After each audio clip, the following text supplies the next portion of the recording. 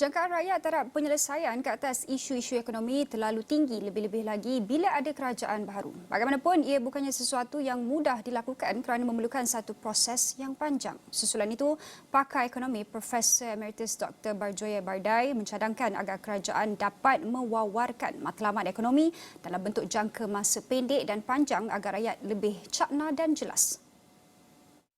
Katanya bagi isu pendapatan misalnya, ia memerlukan latihan kumpulan pekerja dalam mencari peluang peningkatan pendapatan, manakala kesannya tidak dapat dilihat dalam masa yang singkat. Jadi kita mungkin tidak akan dapat melihat kesannya dalam tempoh 1 tahun. Tapi kalau kita boleh melakukan satu matlamat, benchmark, dalam masa 100 hari apa yang kita nak capai, dalam masa 1 tahun apa yang kita nak capai, 2 tahun, 3 tahun dan sampai 5 tahun. Jadi rakyat tahu bahawa kita sedang menuju ke arah matlamat itu. Begitu juga dengan harga. Kita mungkin tidak akan berupaya menurunkan harga, tapi langkah pertama kita nak menyetabilkan harga supaya harga tidak naik dalam 100 hari. Kemudian kita mula memikirkan bagaimana nak menurunkan harga barang-barang import misalnya dengan kaedah penggantian import, dengan kaedah keselamatan makanan.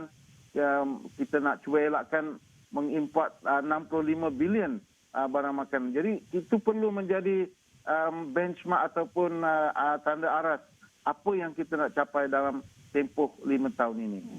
Profesor Barjoya berkata kerajaan perlu menyediakan tanda aras pada setiap matlamat bagi membandingkan jangkaan dan pencapaian. Jadi kita boleh gariskan apa yang kita akan capai. Misalnya kita perlu wujudkan dana endowment untuk skim perlindungan sosial. Itu matlamat pertama dan kita tentukan apa tanda aras yang kita akan capai dalam tempoh 5 tahun. Dan apa yang akan terjadi dalam tempoh 5 tahun itu. Kemudian begitu juga pendapatan.